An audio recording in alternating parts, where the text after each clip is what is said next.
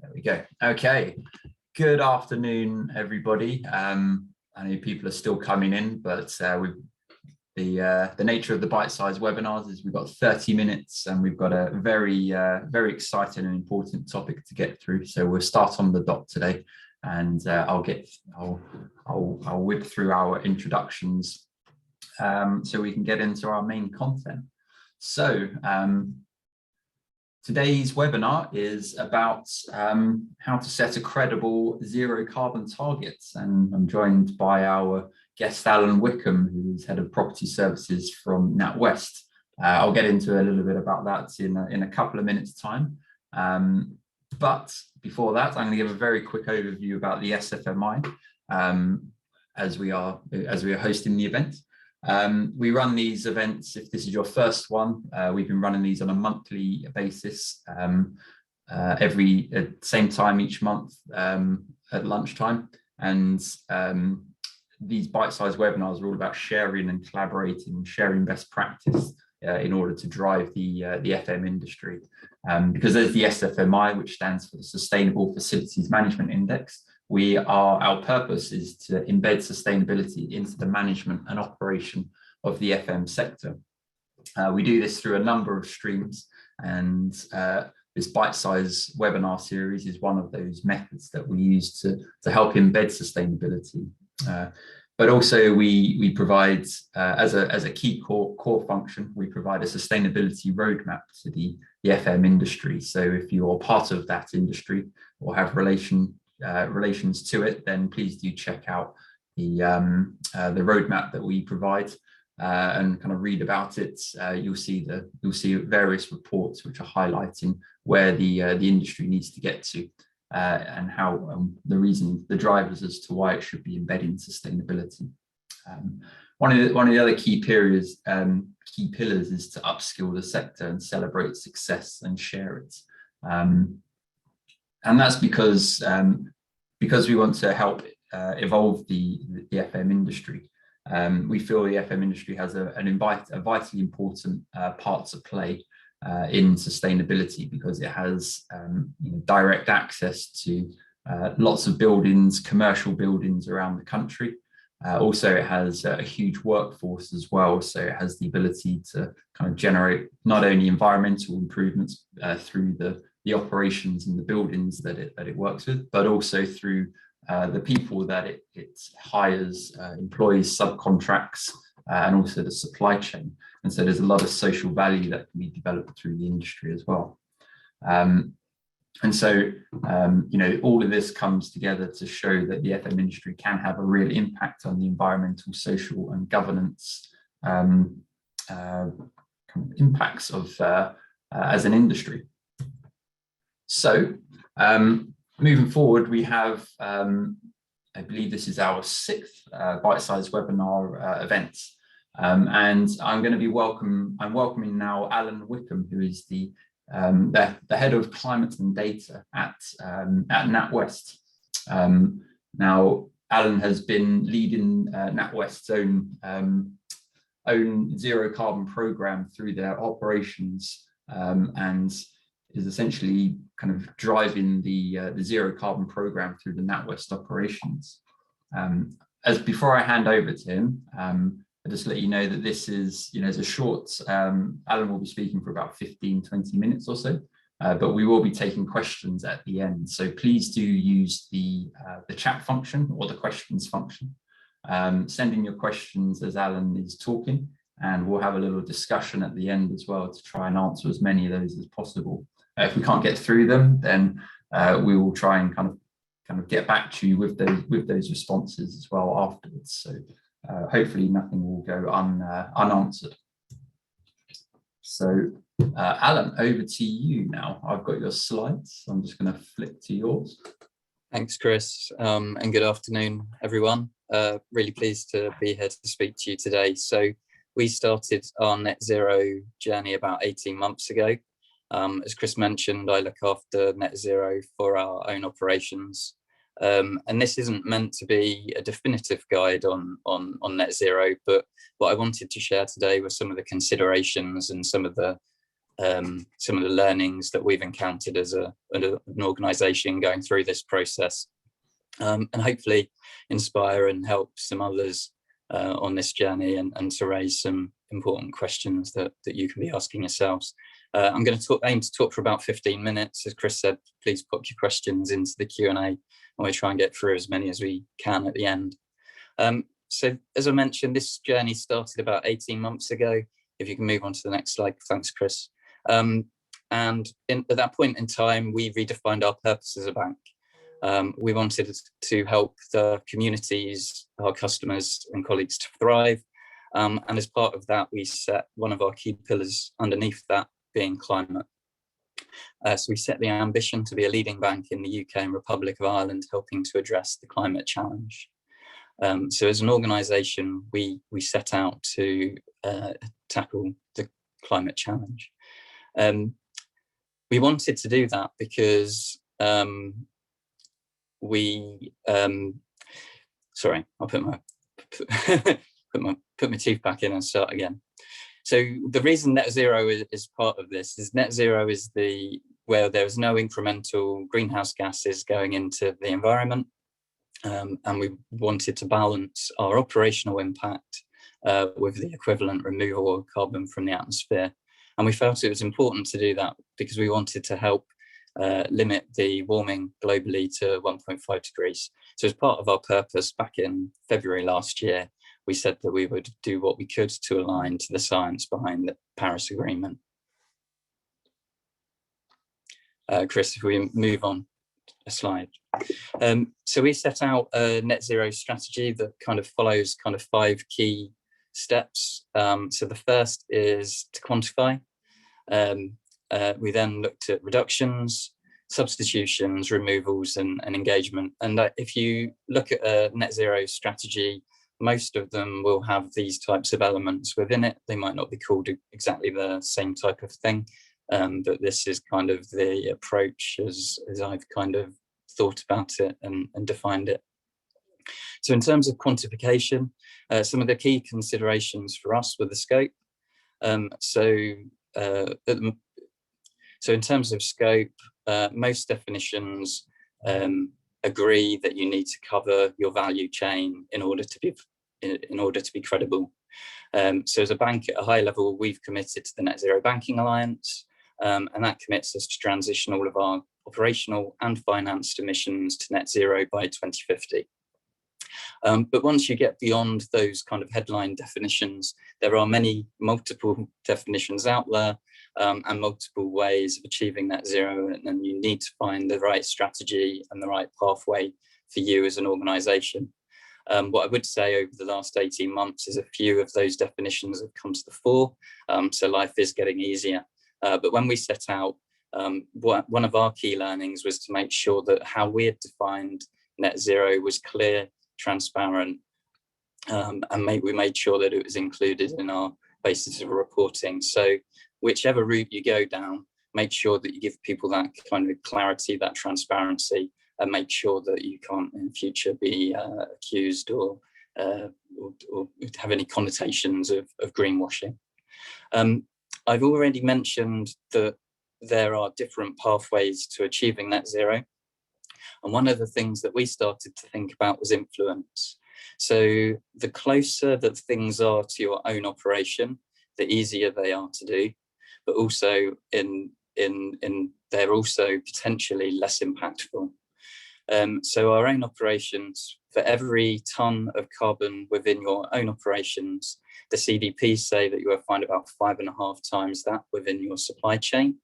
And within your customer base, depending on the nature of your business, you could be looking at potentially up to thousands of times the impact within your customer base. So obviously it's important to tackle the whole value chain, that as an organisation with limited resources, you need to pick a journey that takes you on that route, because you can't influence everything at once. So we've basically split our activity into 3 core areas. So operations, where we set ourselves the challenge of being net zero carbon in 2020 and climate positive by 2025. And at the other end of the scale, we've got our customers, where we've got the umbrella goal of the Net Zero Banking Alliance, and our suppliers fit somewhere in the middle of that kind of in terms of our journey. The other reason for kind of separating out the journey and considering this this lens of influence is around measurement, because whilst it's very easy to measure your own operational footprint, it becomes more challenging to measure your supplier footprint and your customer footprint. So in terms of suppliers, we were able to leverage some benchmarking tools. We were able to use industry standards such as CEDA, but for our customer base, as a large financial organization, we've had to do more work to develop and build the data for our measurement. So they're all also on different journeys. When setting targets, it's also important to think about the materiality of the activities that you want to do. So, for example, operationally, I would suggest that it's a lower priority to tackle, for example, point of use, energy use. So things like people phoning their laptops, charging their phones, than it is to tackle some of the challenges around your critical infrastructure, maybe your heating, lighting, and things like that. So do bear in mind materiality. ESOS will help point you in the direction of what's material to you and to your business. Again, think timing. So 2050 as a net zero goal is a long time. What can you credibly do within an interim? That's why we chose to take a more ambitious stance within our own operations. And we've also built in interim goals in terms of our supplier and our customer challenges. A significant customer goal for us is to halve the climate impact of our financing activity by 2030, for example. And we also want to provide 100 billion of climate and sustainable funding of financing to customers by the end of 2025. Think also about where you get value when you're setting your priorities. So, for example, by setting a net zero carbon goal in our own operations, we were able to lead by example, and that's subsequently helped us in some of the conversations that we've needed to have in terms of customer.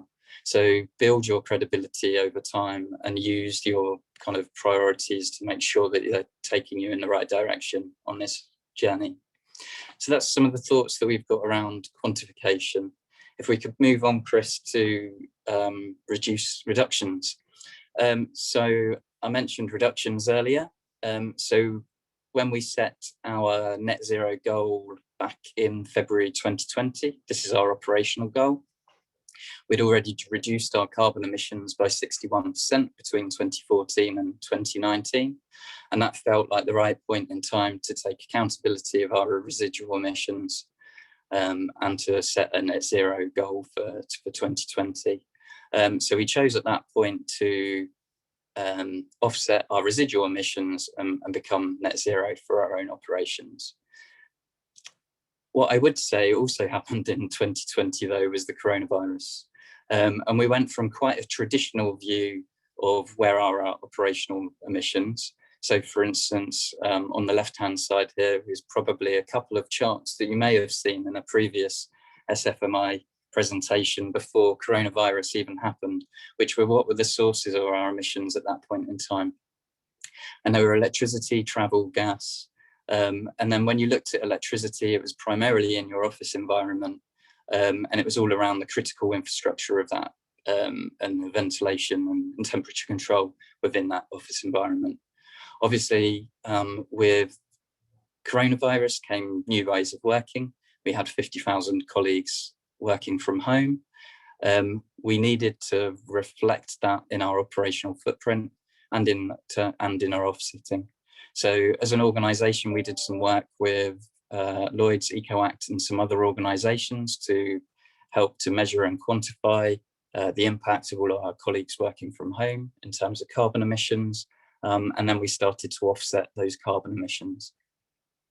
So make sure that whatever strategy you do define around your net zero reductions is also adaptable to new ways of working. The other thing that we've had to adapt to is new legislation. So a good example of this is the BEIS consultation that's out there at the moment. It's going to introduce enhanced minimum efficiency standards for non-domestic buildings. So in order to sell or let a non-domestic building from 2030, you're likely to need a minimum EPC of B. EPC in its own right had never been a big priority for us as an organisation before. We'd obviously focused on energy efficiency, but whilst there is a correlation between an EPC certificate and energy efficiency, a lot of the facilities management organisations on this call will know that it's not necessarily a direct correlation. And it's not always a perfect relationship. So we've really had to introduce an increased focus on EPC and minimum efficiency standards into our strategy. So make sure that whatever you are doing remains adaptable and does change with the new ways of working, otherwise it will lose its credibility over time. Chris, if we could move on to the next slide, please. Once you've done your reductions, you can also think about substitutions. So this is around changing your products and services to make sure that you're mitigating the impact. A couple of things that we've done within that space are the use of renewable electricity. So for most organisations, this can be quite a simple one.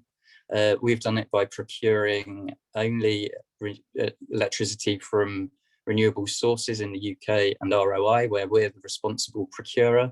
However, we've still got a number of buildings where we aren't the responsible procurer, so that the electricity is procured for us by a landlord. We've got a few of those in the UK, but mainly Europe and India.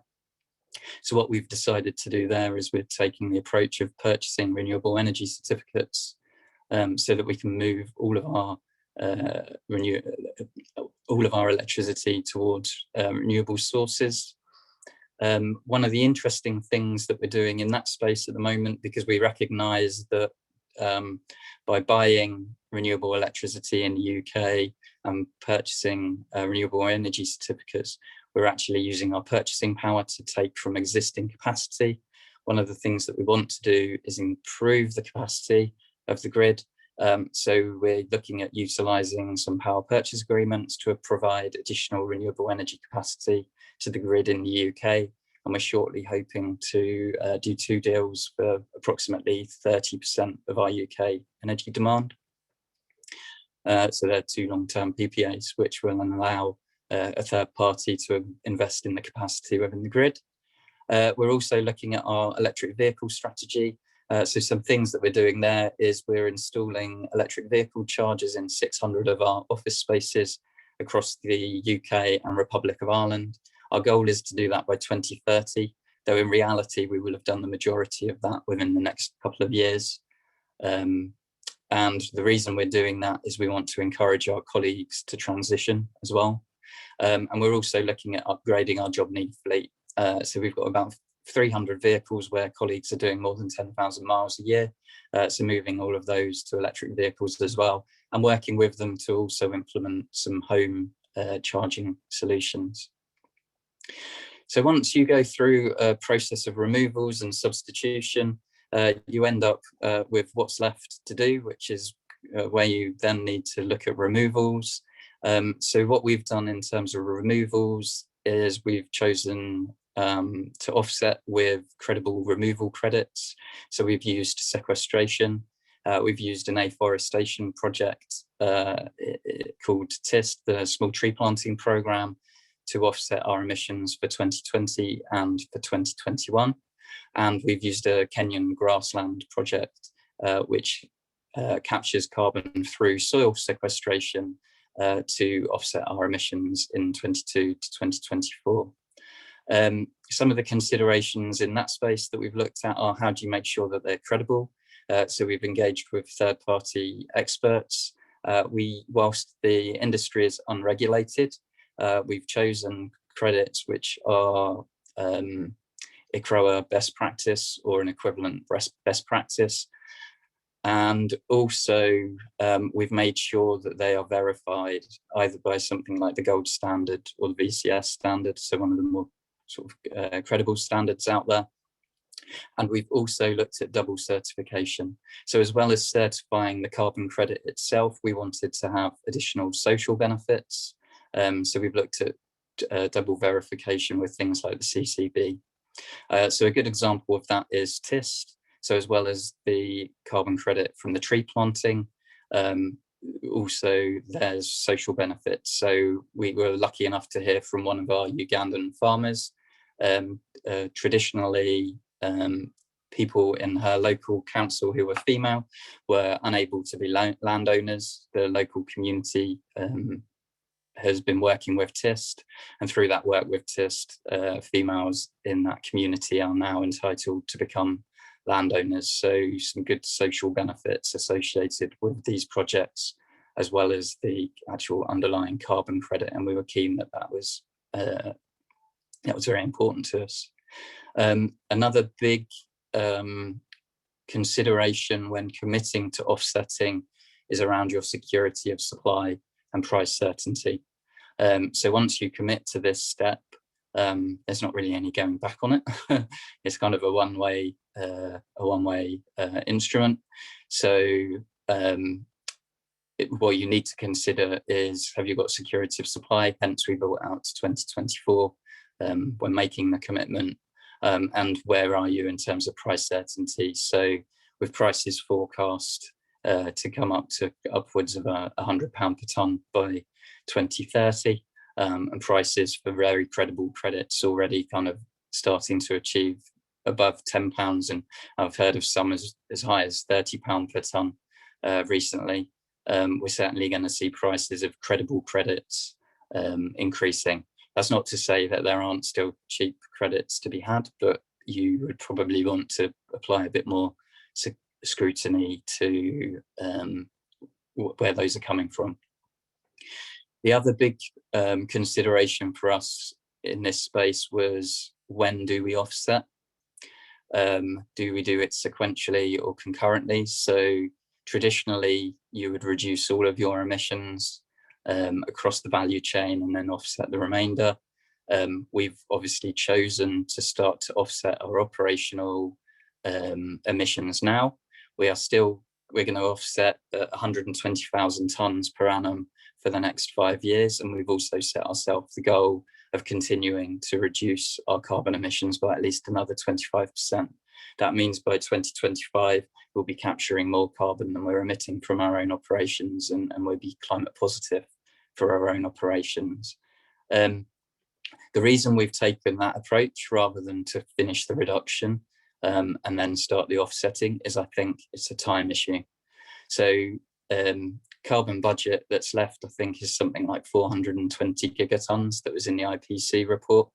Globally, we're using about 60 gigatons per annum. That means that if that science is right, and I think we're reaching a consensus that it is, then that gives us about 7 years to really make a difference to limit global warming or global temperature increases, I should say, to 1.5 degrees. So I don't think personally, and this is my personal opinion, that we have the time to wait to do this sequentially, and that's kind of why we've taken this kind of concurrent methodology.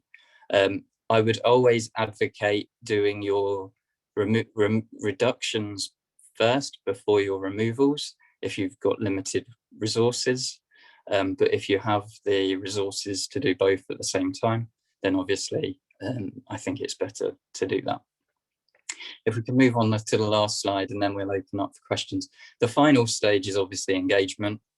So there's no point doing this in isolation. You need to engage across your stakeholders, so colleagues, suppliers, the industry, customers, government. We've taken a position where we're hoping to lead by example. We want to help the UK to accelerate its speed of transition. And by engaging with people on calls such as this today, we're able to share resources and make sure we move towards that at a faster pace. So that's a very quick whistle-stop tour of our net zero strategy and some of the considerations that we've made. Hopefully it's given people enough of an insight to start to ask some questions.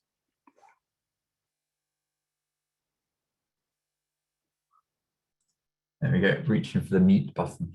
Thank you very much, Alan. That was great, very precise, and covering a lot of bases actually. So hopefully that's given a lot of food for thought. So I guess a couple of questions to kick things off. I mean, when you were setting your targets, what are the key risks which you were contemplating when it comes to, you know, as the title of the session is about making a credible journey? What are the key risks about not creating a credible journey for you, a credible target for you? Yeah, a good question, and I guess the key one is I mentioned the word greenwashing earlier on the call, and making sure that we didn't fall foul of being perceived to be greenwashing. So our strategy was very much around, we wanted to do something bold in our own operations that would enable us to kind of lead by example and start to influence others. And it would start to help us to have these conversations with other parts of our value chain and our wider stakeholders. But it was quite a bold step. And it could go the other way. People could misperceive it and say, right, okay, they're not doing it for anything but greenwashing. And some of the factors that came into that were thinking about, okay, making sure that we continued with reductions. So making sure that we weren't just offsetting, dusting our hands off and kind of walking away. So make sure that you continue the reductions and the substitutions, don't just move to offsetting and then stop. That was very important to us.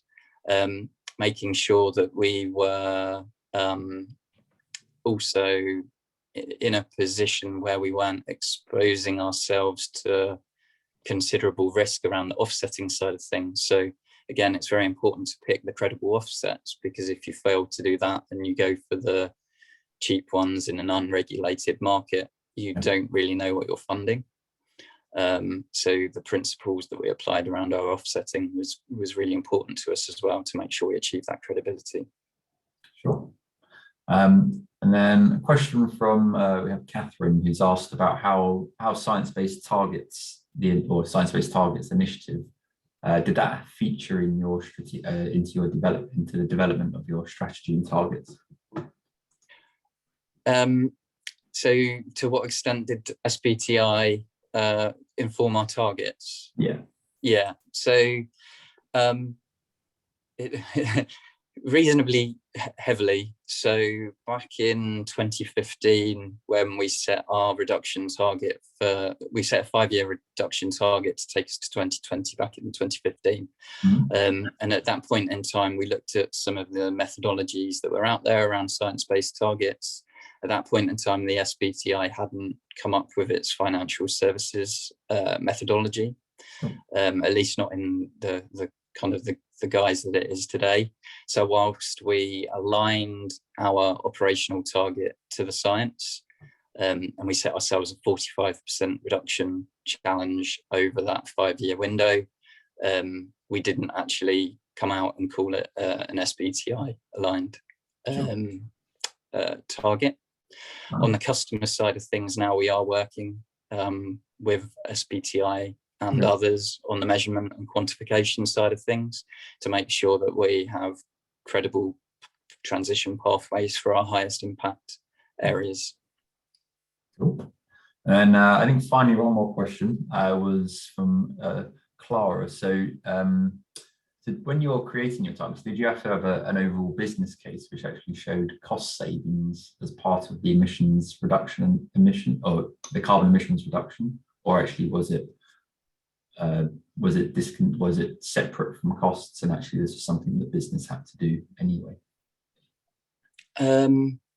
We were probably more cost savings a key driver, I guess. Yeah, cost savings wasn't the key driver for net zero. So the key driver for net zero was kind of our climate ambition and it being kind of the right thing to do, because by that point in time, 18 months ago, we'd already reduced our emissions by 61%. So we'd already taken a lot of the costs out of the business. There wasn't a lot of a business case left around cost. Yeah, so it's more on this is the right thing to be doing, to lead by example. It was actually more driven by the purpose of the Yeah, organization. by the purpose of the organization. That's right. Yeah, that shows, I guess, how the drivers have moved on over the last 5 to 10 years, really, haven't it?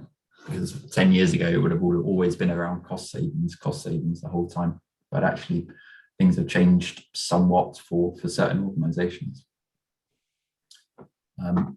Brilliant. Okay. Well, we're at the top of the hour. So I'm just going to flick on and just introduce our next session. So I guess firstly, thank you very much, Allan, for taking us through that. The SFMI team will be posting the recording of this session on our YouTube channel. So you'll be hearing, for those of you who joined, you'll be hearing about where you can download that information if you want to refer back to it. Refer back to the recording. And then, so what's coming up next? So next month, which comes post-COP rather than pre-COP, which is where we are now, COP26. Mighty will be delivering a presentation via the head of the e-mobility and EV solutions, and we'll be talking about sustainable transport in FM and beyond. So Mighty have been doing a lot of leading stuff in the decarbonisation of their fleet in particular. So this is a good follow-on, I think, from setting those initial targets and seeing how they can be working in practice and actually delivering against targets. So very excited to be looking forward to that. Also in January, after the Christmas break, we introduce MEFN UK, who will be conducting a session on water management. And so look out for that one, because that's a very interesting topic to get into, and often is overlooked in the FM space as well. But another event to look out for at the end of next month, on the 30th of November, is the SFMI E-Awards. So the SFMI, we've been conducting assessments on FM providers who are keen to get themselves tested against the SFMI roadmap and framework. And so we'll be delivering our report of our findings of where the FM sector is for 2021, and see which companies have been gaining which awards, which is always exciting on an annual basis.